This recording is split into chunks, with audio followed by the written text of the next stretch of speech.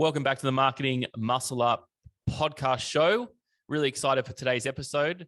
In today's episode, I want to talk about what's happening at the moment. And a place that I haven't been for maybe 2 years is New Zealand. I remember 2 years ago, I was in New Zealand when apparently they were going to shut some border down because there was some virus on its way. No idea what they were talking about. And I remember it very clearly because we were in New Zealand. We just finished up a conference in New Zealand. It was a great conference, and all of a sudden, everybody was talking about this virus. And I flew back into Australia. The place was empty, like a ghost town, like I've never seen before. And as you know, then as we know, what happened after that. And so on today's episode, I've got Richard Beddie joining me. He's the CEO of Exercise New Zealand. Welcome to the call, Richard. Good morning and welcome. Thank you. Good to have you here. And it's always good to chat to you. I think we chatted maybe about a year ago and we talked about what was happening. And obviously we're in a different stage at the moment where, we're 2 years down and there's a lot of things that have happened in Australia and around the world. And I wanted to kind of jam with you today to get an understanding of the New Zealand market and understanding what that looks like. And for those who don't know anything about Exercise New Zealand, Exercise New Zealand is the only leading industry board that is focused around fitness professionals in New Zealand. Now, Richard has been in the hot seat here, I'm pretty sure from around 1999. I'm reading my notes here, Rich. Is that correct? Yeah, that'll be about right. Yeah, so it's sort of more than 20 years. It's been my entire career has been this industry in some shape or form, from Group X to gym owners to this. So yeah. And you've owned a previous gym before in Christchurch, 15 years. Did you get into the aerobic sector, Richard, or were you more into the PT world at that time? Yeah, so I'm old enough that group exercise was that. In fact, I think when we first started with our first gym, there weren't personal trainers. There were things called gym instructors, and the idea of a personal trainer, like, what do you want a personal trainer for? I've now had a personal trainer, I think the same personal trainer for more than 15 years. So things have certainly changed. But I got involved through Group X and then eventually club ownership, owned a couple of clubs, sold them, the last one in 2007. So, more than 15 years ago now. My heart's always been in the industry in various different capacities. And obviously now I get to kind of play at a different level and to do different things, but it's always about, getting more people physically active. Love it. And the thing I love about yourself, Richard, and if anybody's met Richard or been to many of the conferences that Richard runs on behalf of Exercise New Zealand, you speak on a lot of different fitness industry trends, and you have a massive passion for helping businesses realize their full potential. And we've seen that through the events and the conferences you put on. You've got one coming up in November, and you really get in there and it's almost like you're one of us, Richard. You get in there and you know, hey, that's not working. Let me fix that. You get rid of all the red tape and you get the job done, which I really admire about yourself. So I'd love to dig into what's happening in New Zealand and what is the state of the industry right now from your seat. I mean, how many fitness professionals are you looking over at the moment in New Zealand? So in New Zealand, there's probably around 5,000 working exercise professionals. And by that's sort of the census data tells us. It's probably a little bit higher than that because some people may not report it as their kind of primary job.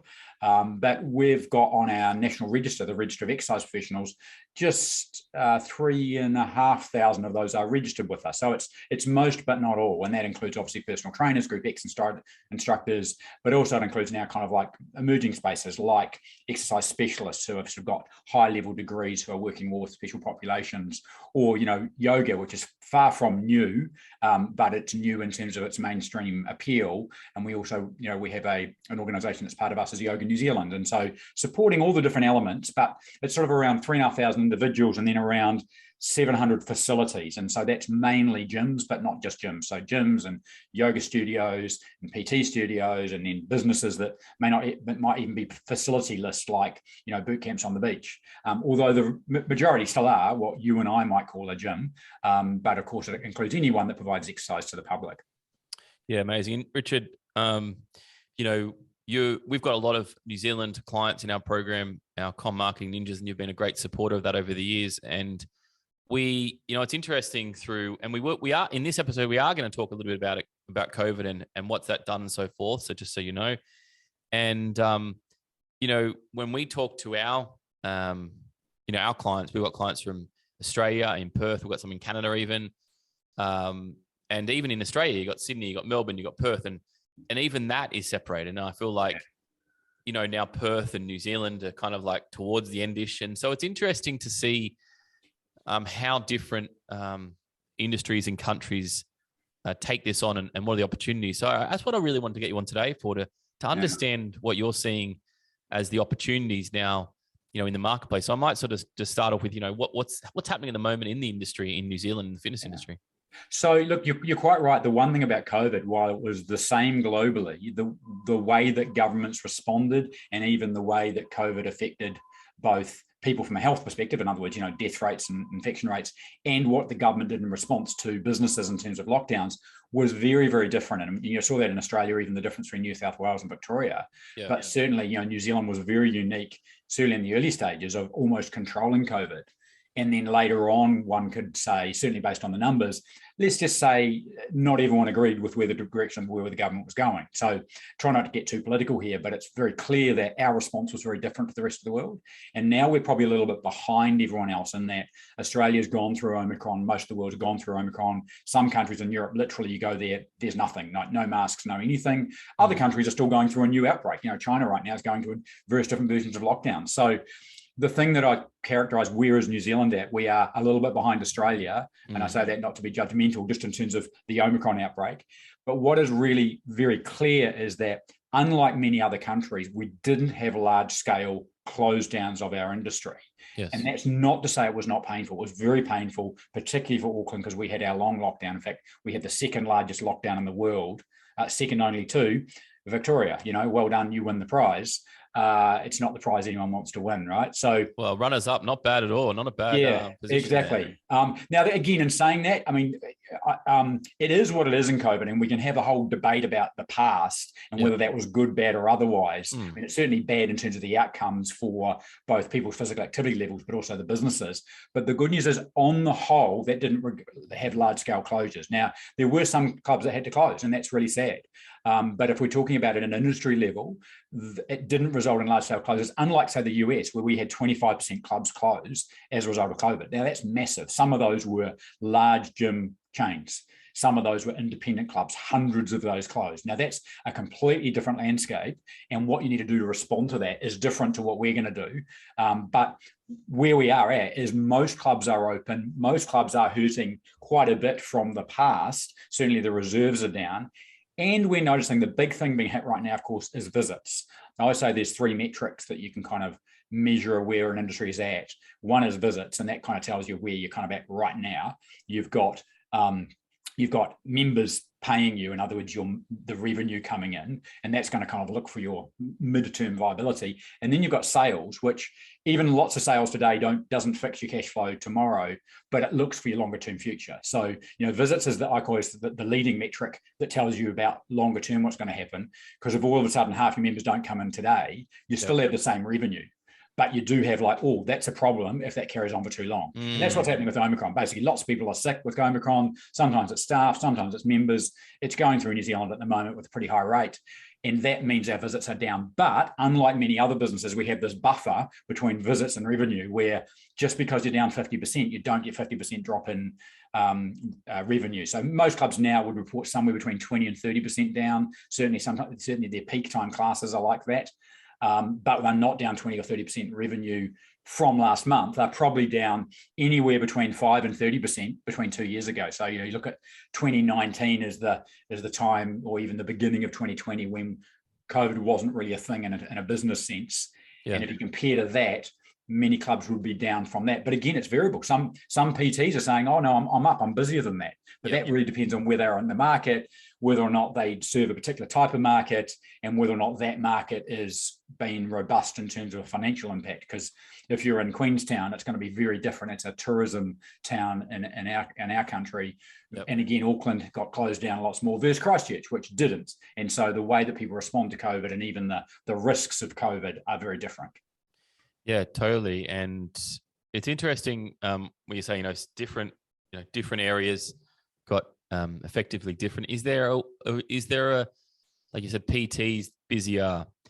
from your view, are you seeing there's one kind of sector like PTs or Group X or big box gyms who kind of came up on the winner and who came up on the loser of that? Is there a way that we can to show us that, Richard? Yeah, so we've tried to do various different bits of, I'll say, consumer research and industry research throughout COVID, and we did it sort of mid the first phase of COVID. We didn't realize it was the first phase. We thought it was COVID where we kind of got back to normal and things opened up again. This is before Delta.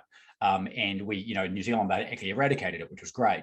And what we found there was consumers very quickly returned back to normality because there was this financial, I'm not certain, the PTs got hit more. So in a financial, when there's a financial shock, PTs get hit harder than gyms because it's easier to cut you $100 a week than it is to cut you $20 a week, again, whatever your price point is. Yep. And so generally speaking, a financial impact will hit the top end more than the mid to lower end. And, a gym membership can be as cheap as $10, but, as expensive as 50, whereas a PT might start at that 50 and could be, depending on how many times you're seeing them a week, a couple of hundred.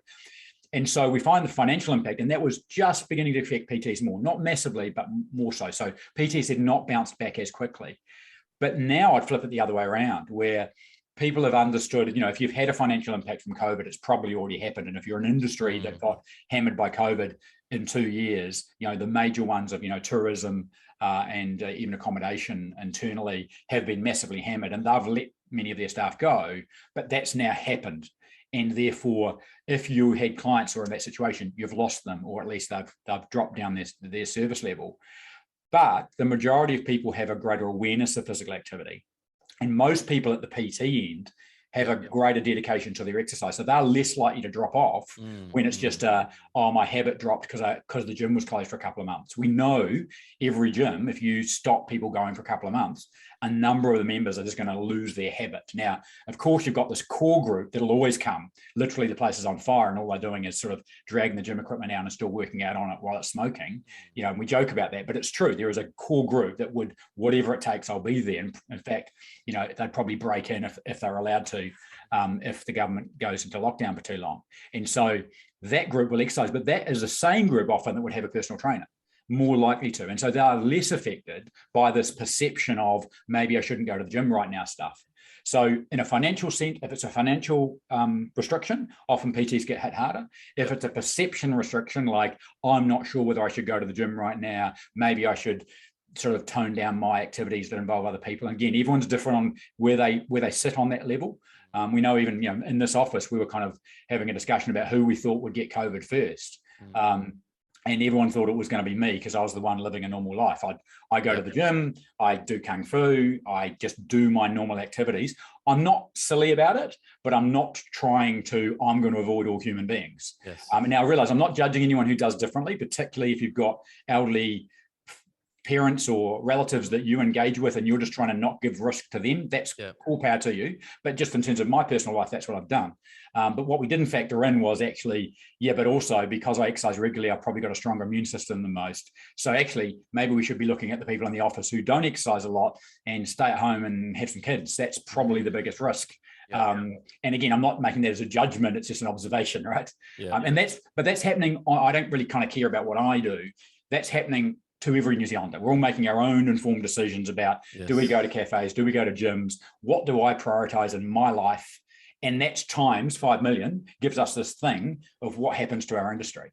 So back to your question, I think PTs are going surprisingly well. Of course, individual PTs might struggle. I think a PT that started in 2020 might have a tougher job than a PT that started in 2015 or before, because they have this longer relationship with clients. I mean, the one thing, my PT, when I stopped going for a couple of months from a lockdown, the question is, when do I return? Not if I return. When? But that's because I've been seeing him 15 years. Why would I not? Yes. But if I've been seeing someone for a couple of months, I could sometimes see a chiropractor and then I don't for a couple of months. I just don't see them anymore. It's like it's my chiropractor that I see all the time. Why would I need to see them every month? That's not something I do. or at least not in my mind.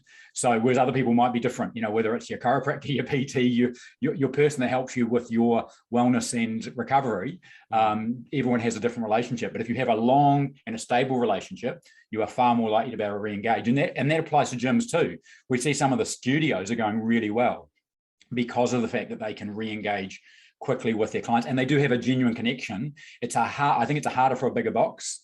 It's not to say they're all doing it hard, but they certainly, it's harder to deal with 10,000 members and have a meaningful relationship with all of them. But again, what they'll have their strengths will be things like Group X, which has its strength and its weaknesses right now. Group X, yes. Some people don't want to be in a room with 100 people. Now, some people do, but some people go, right now, I'll just stay away. And again, it's probably short term. I don't think it's a long-term thing, but I think for the next couple of months in New Zealand, there is a percentage of people who would prefer not to hang around larger groups. And I'm not reinforcing this myth that exercise is unsafe, but I'm certainly aware, and it would be remiss not to acknowledge that some people would prefer not to be around others. And that doesn't just mean gyms. It just means, do you want to go to a dinner party right now? Some people say, not right now, give it a couple of months. Other people say, hell yeah, when's it on? What are you serving? Or maybe I should ask what you're serving before I turn up. But anyway. Yeah, that's a really good way to look at this. And I haven't heard this from anybody else in this direct way. And, we've seen very similar things. And I think you're right, depending on what the, what the problem is, if it's financial or, overall in gyms, it really comes down to who's going to be hit. But there's one, the commonality between all this is, and what I've seen as well with our clients is that it's ensuring that you have, they say you have one plan, don't have plan B. But in this situation, having a plan B or having another revenue stream or having a different way you do things has definitely been a savior for a lot of people in these times. Obviously, going virtual or online, all these things are adjusting. What are your thoughts on the opportunities that you've seen come out? Do you think they're going to stick around? I think, this industry's been very innovative of what they've had to do, and it proves that we can do more than we actually think we can. What are your thoughts on the whole innovation piece that we've all had to create something different to really just stay in business? Absolutely. I think, what's the expression, is a necessity is the mother of invention. You have to do something. And so when you're locked down and you can't visit a client, well, you better figure out a way. And then everyone kind of discovered Zoom. It wasn't new, but it was this bit. And you can't deliver PT sessions online. Well, actually you can. Now, is it as good? I think we've got to acknowledge, generally speaking, it's not, in terms of, in the same way that education delivered online is fantastic. The ability for us to deliver conferences and education sessions and actually get into a number of people who would otherwise not be able to access them is phenomenal. And even at a price point, let's face it, it's generally lower cost to be able to do it. You don't have to fly presenters and all that kind of stuff. So all that stuff is really good. And let's acknowledge that, generally speaking, while there are some advantages of it, it's not as great an experience for the end user. I love doing conferences because I can do it at home and I can, stack the dishwasher while I'm watching a session, all that kind of stuff, and not have to, and that's still okay because I'm still engaged with it, but I get to do other stuff around the house if it's on a Saturday morning kind of thing. And so the same idea applies to our products, which we've gone online, whether they are virtual one-on-one sessions, which is kind of more like the live version, what we've just put it online, versus the actual, let's change our whole model of delivery. And that's where, are we actually just trying to, there's the expression, paving the cow paths, which is, imagine a cow path going up a hill. The old way was you just, well, that's the cow path, so we'll just pave it. We'll put, cement on that, and that's the road. And you go, you don't need to do that. You can just have a road that goes straight up the hill. And the reason that it wound up is because the cows couldn't go straight up the hill, but cars can. So sometimes we don't need to just digitize the existing product. We can actually change the product. Now, if you're doing it temporarily, then actually digitizing it's fine. In fact, I always say to particularly to trainers and to small studios, the focus during COVID, particularly I'll say lockdowns or heavy restrictions, is not to replace your product with a digital product, but it's to engage with your members, because the long term for most, not all, will be still a return to physical product.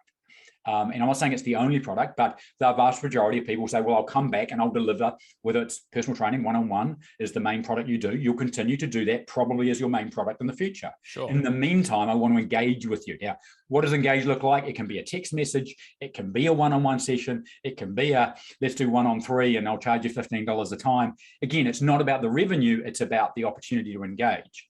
But that is different from let's develop a digital platform strategy which has an alternative revenue stream. And I think both of those are valid, but it's got to decide, what am I trying to achieve here? Am I trying to keep my customers engaged for the next 4 weeks while they're locked down, or for that matter, while they can't come in because everyone's catching COVID and you got to isolate? I mean, in New Zealand, the moment you catch COVID, it's 7 days isolation. So it's like, okay, you're off. And whether that be you're off because you're a PT or you're off because all your customers are off, whatever it is, I want to engage with you. Now, do I want their money or do I want their engagement? Or do I want them just to be a member in 3 weeks' time when they come back? Now, you probably want maybe sometimes all of those, but what's the priority? I think digital, when we broadly say digital was one of the solutions to this, the ability to deliver in some other way, I think it is fantastic and really powerful. But it's got to be, what is your intention here? Is this another revenue stream? Very valid. Is this a way of engagement? Very valid. Is this a way of supplementing a delivery model for your customers? Very valid. Doing it because everyone's told you got to be online. I've said this, in fact, I said at the beginning of COVID, everyone said, everyone's got to be hybrid. And I said, no, you don't. In the same way that not everyone needs to do yoga. I think yoga is awesome. I think high intensity interval training is awesome. I think someone should do both of those, but not necessarily the same person. Yep. Or same group of people. So someone should do yoga, and lots of people should deliver yoga. Lots of people should deliver high intensity interval training. Lots of people should do boot camps on the beaches. Lots of people should do large classes indoors and boxes as well. But you don't have to do any of those. You can do your thing in the same way that someone will need to deliver digital products. Some companies will need to be hybrid to do both, but you don't. You've got to decide what's right for you and your business. And it may be that's entirely face-to-face in the future, and you'll just take the hits whenever there is an effect for a physical session, because it can't happen or it's restricted. And as long as you're okay with that, or you just have I'll just text you when I'm sick, and if that works for you, then all power to you, and there's nothing wrong with it. Now, that's not to say that's the model for the industry. Yep. Someone has to offer digital products to people that can't access it. How are we going to do it for the rural communities that don't have facilities? Okay, we've got all these other cool services that we can deliver for you. That's great. But there's a big difference between what we have to do as a group and what you have to do individually. And I say it's the same thing with yoga. Someone should offer yoga. It doesn't have to be you. So just because everyone says yoga is the way, or sleep tracking is the way, you don't have to be the sleep tracking expert. But by the way, it's a really important part of the whole mix. So someone should do it because there's a great opportunity here. And I like that thinking. Someone has to do it, not you. And there is new opportunities in the marketplace. Yeah. How do you know, Richard, to go? From your viewpoint, there's a lot of people that have been in the game for a long time as fitness professionals. How do you know when to pull the trigger and when not to? Like, how do you spot an opportunity, basically? And I'm talking, maybe to make it a little bit easier for you, I'm talking to someone who is doing okay, but they're still not satisfied yet. Yeah. Is that the person that spots the opportunities, or is it the person that wants to keep growing faster? Like, after this wave goes down, what we've seen is that some people decide to go back to what they were doing exactly the same, and some people are thriving, and I guess both ways are okay. But I do believe that we're learning lessons here. And absolutely, yeah. I think that question is the right question, because it's about, as you say, about learning lessons. And what's the lesson you're trying to learn? So is it I am looking for alternative revenue streams? Because if that's it, then explore that question. But is that really it? Or are you wanting security? You might I want job security, in which case maybe I want to be an employee of someone. And again, I'm not saying that is the solution, but what is the thing that you are looking for? What's the problem you're trying to solve? And is it your problem, as in sense of, for my business, I've got these challenges? Or is the problem the broader problem in society? People are inactive. I'm trying to solve that problem. Okay, great. But which subset of the population are you trying to help the most? And you might say everyone, and that's nice, but Yep. probably more useful to say, well, actually, I'm particularly passionate about this group, whether it's a demographic or they've got a condition or they're just physically people who are in my town because I'm really passionate about my local people, whatever it might be. But then it's about, so how do I best help them, or how do I best help me if it's my business problem I'm trying to solve? Yeah. And I think it naturally flows, therefore, more logically, therefore, what am I going to do? As opposed to everyone should do it. If you've been a PT for less than 3 years, you should go online. If that, everyone wants that flow chart. And it's like, well, actually, it's not that easy. And you need to ask yourself the questions like, what am I trying to achieve here? Because actually, if you're doing it as a hobby business and you're okay with a hobby business, your answer will be quite different to I'm a new PT. I've noticed my revenue goes up and it's really, really good, but then it keeps on getting hit really hard every time the government changes the rules. It's really hard to build momentum here. I'm in a town that doesn't have huge amounts of income. So me as $100 an hour trainer is really sort of struggling to get enough regular clients to get me full. And I can't see myself, basically buying a house with this kind of income level because the bank doesn't like lending against that. And this is my problems in my business. But the solution to that might look very different than the PT who's going, I'm actually fine, but I'm just aware that I'm very susceptible to future shocks. And it almost won't be COVID, the next one. But what will that shock be? We've had financial crises that hit us. And as I said earlier, I think they generally hit PTs more than the gyms themselves or the facilities themselves. But I don't know what that next shock will be, but there will be a shock. It may not even be health related. I mean, heaven forbid, it might be, an inflamed global, I don't say a war, but battle between countries, which affects your ability to deliver exercise to your public. Now, I hope that we're not talking about anything like World War III, but something of that nature that has a global effect to the supply chain and the finance of the world because of a conflict. That could be the next thing. Now, what does that look like? I actually don't know what that flow-on effect to our industry is. However, it will change things if it's large scale enough.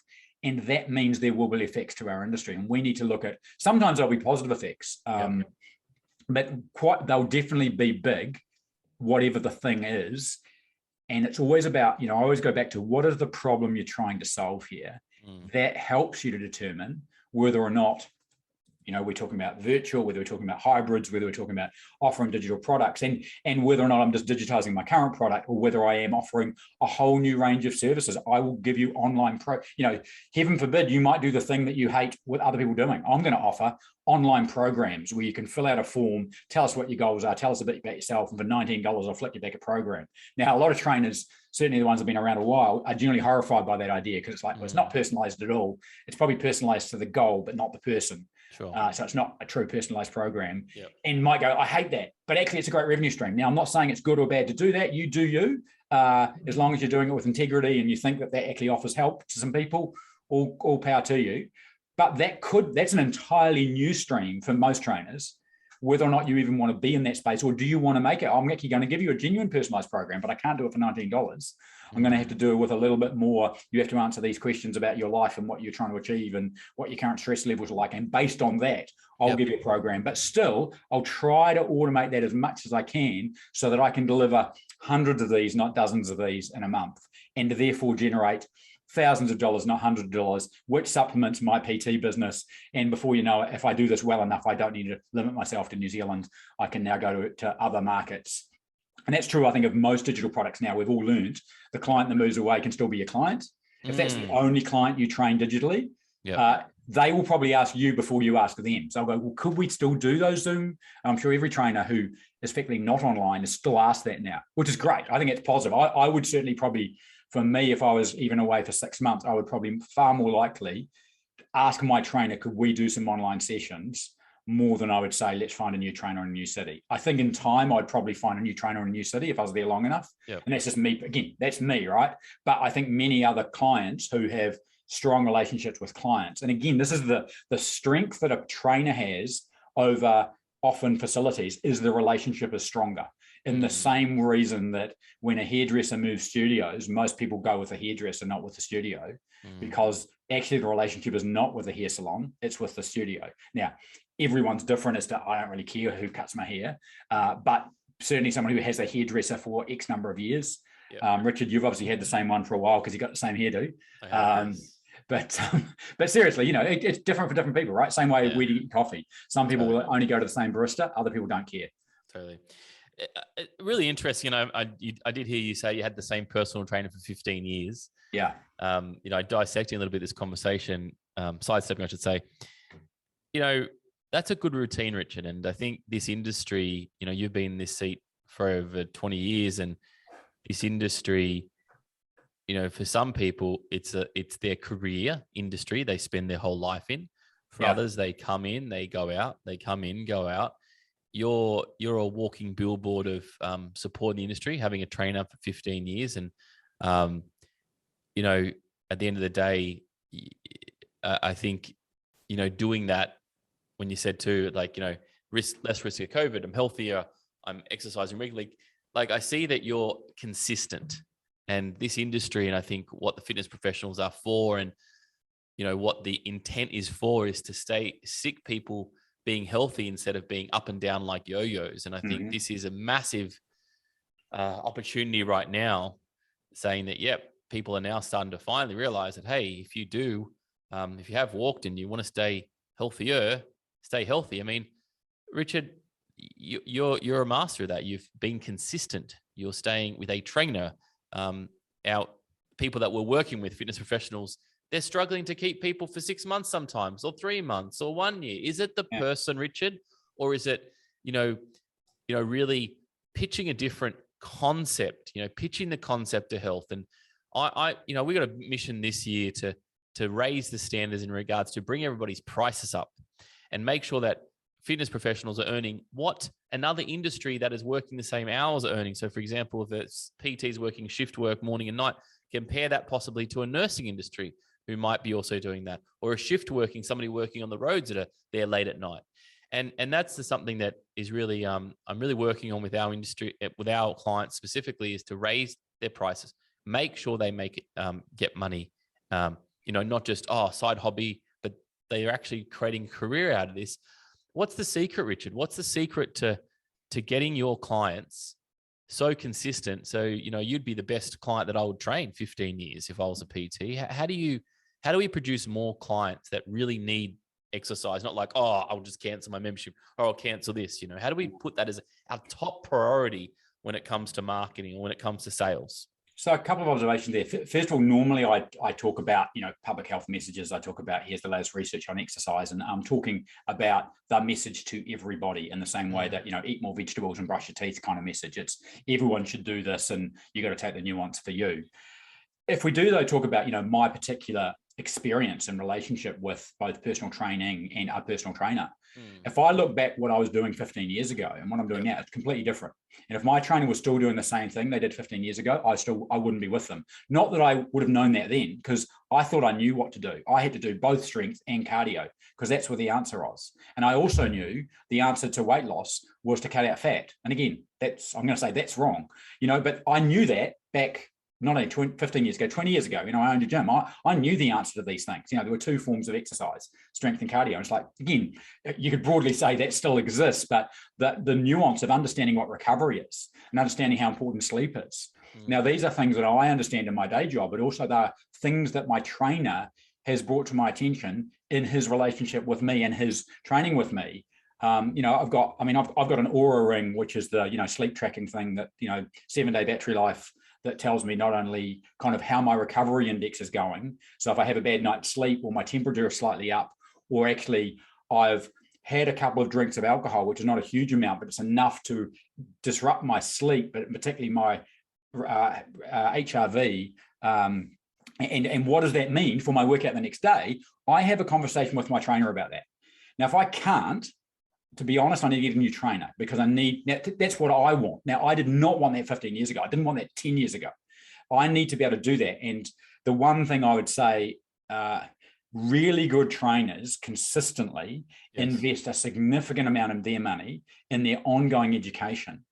And it's not just for them, it's for their clients. And I can tell, I don't mind, I'm sure PT wouldn't mind sharing, he sent an email out recently, which funny enough was a price increase email. And it talked about not only his ongoing education, but asked, what education do you want me to do to help you?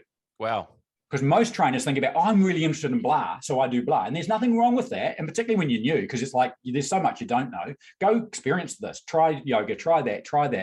Do the kettlebell workshop, do the PH360 training about epigenetics. All these stuff is really cool.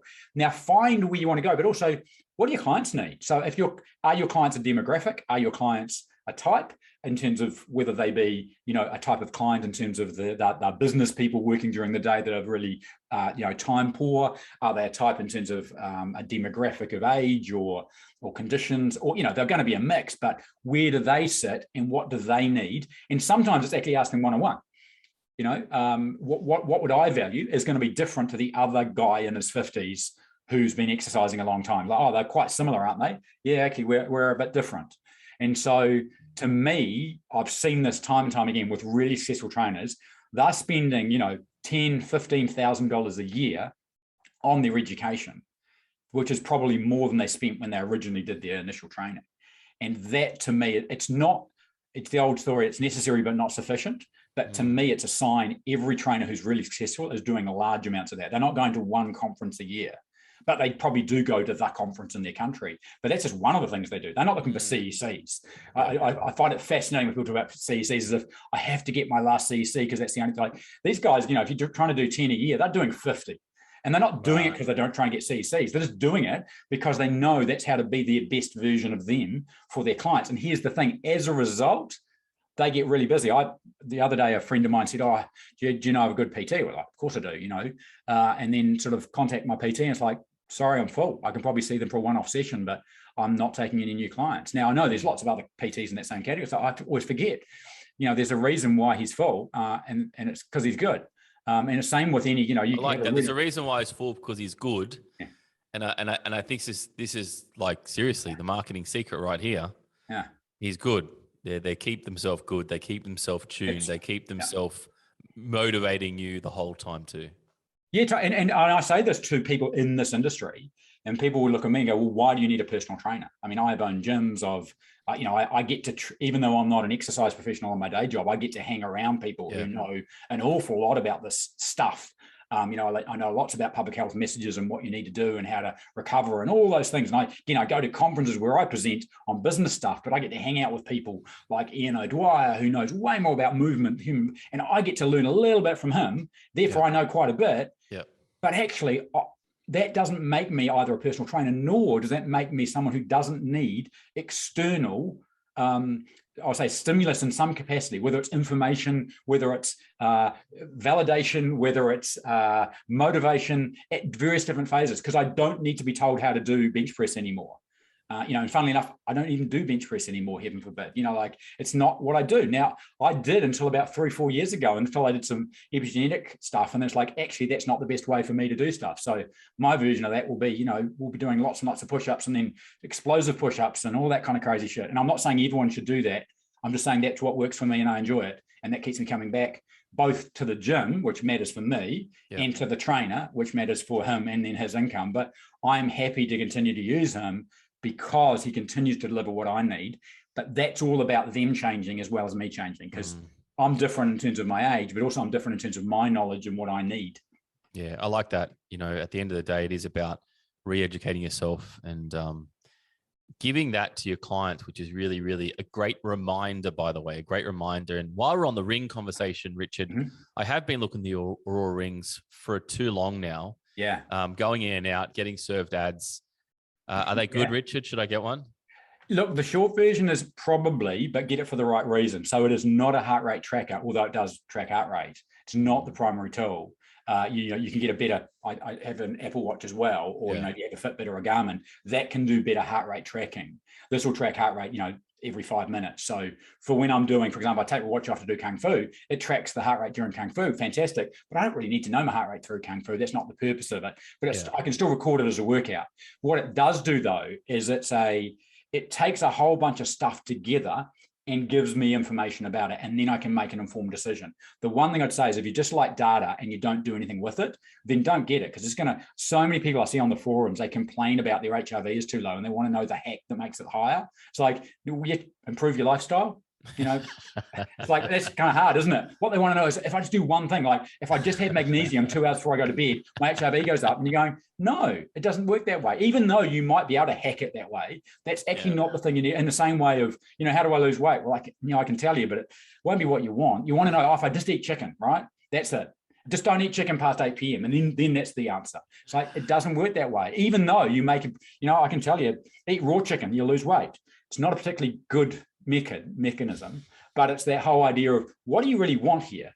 And so I think, you know, Aura Ring, and again, it's not an ad about them, not a paid sponsorship, by the way, but it's a really useful tool to add. And particularly I find for people who exercise a lot, this is the recovery tool. This is the thing that says, hey, on Thursday, this is your 4th workout of the week. You got 7 hours of sleep last night, which by the way is okay, but not great.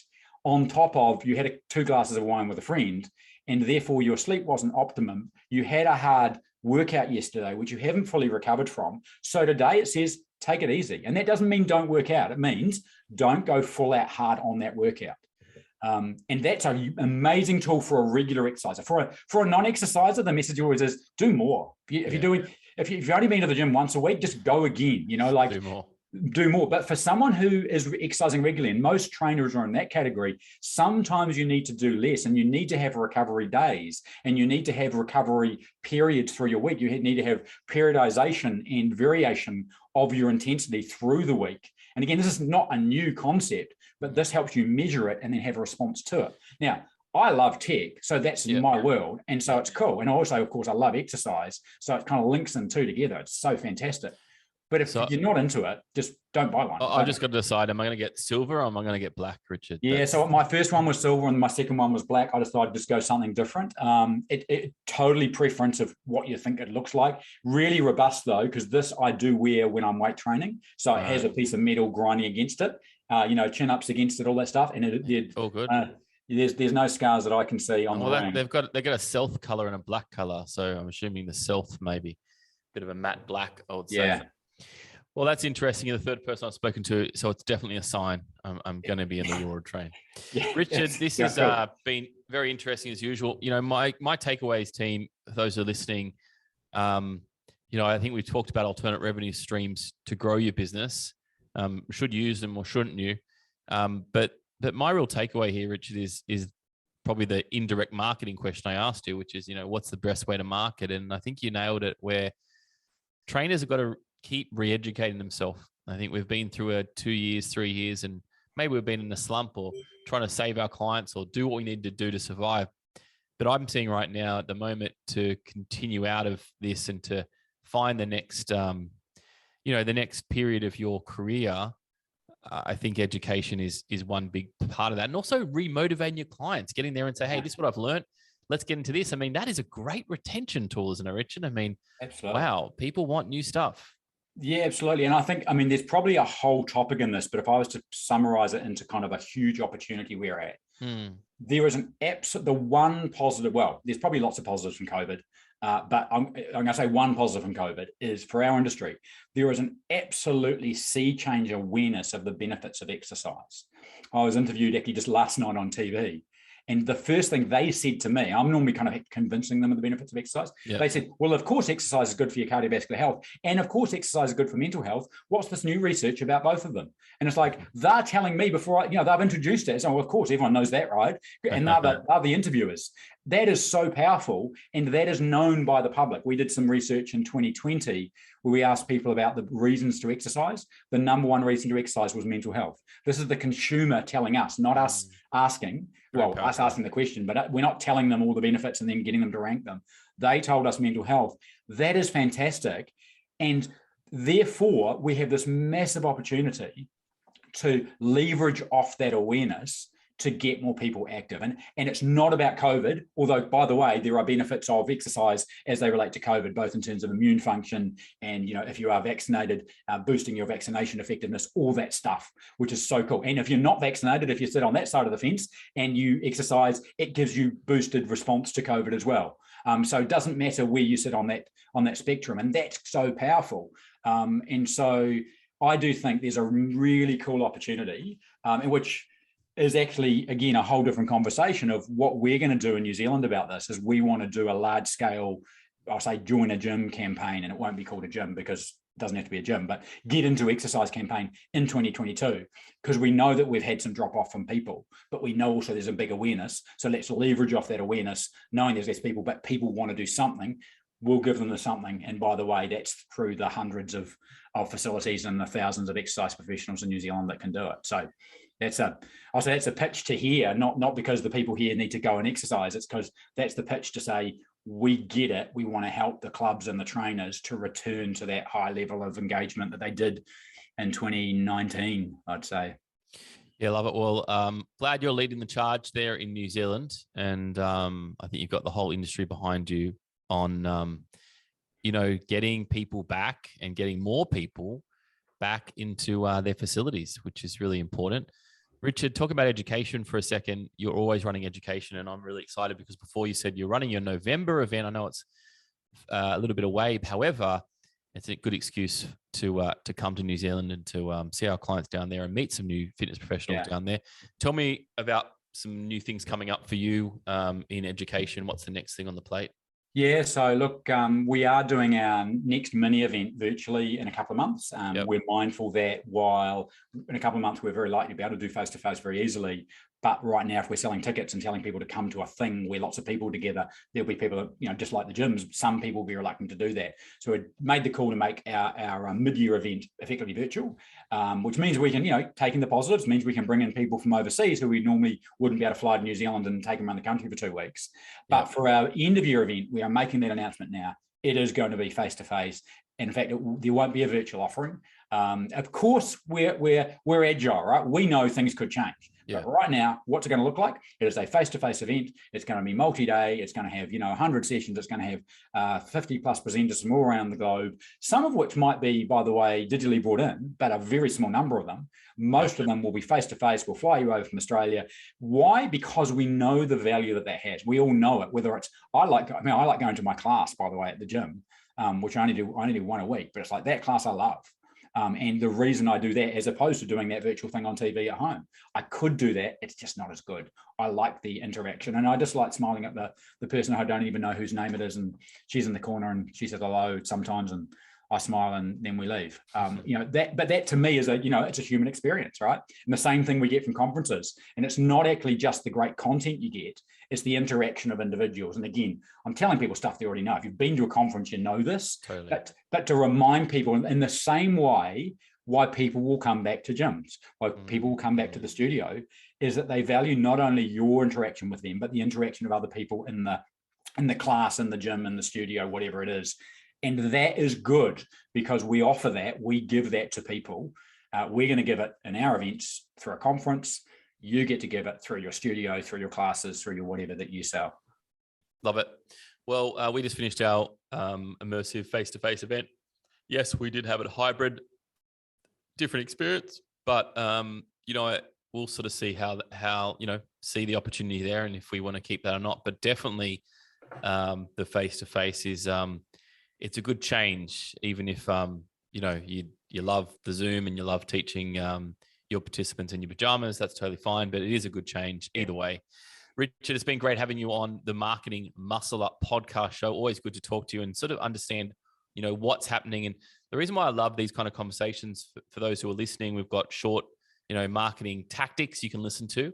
We have just me talking for 10 minutes on a subject, but conversations like this, team, if you're listening to this, you want to walk away and think, okay, that's interesting, but just let it mull over a little bit, because that's where real innovative ideas come. You might be half baked on an idea. Should I do this? Shouldn't I do this? And then all of a sudden something clicks.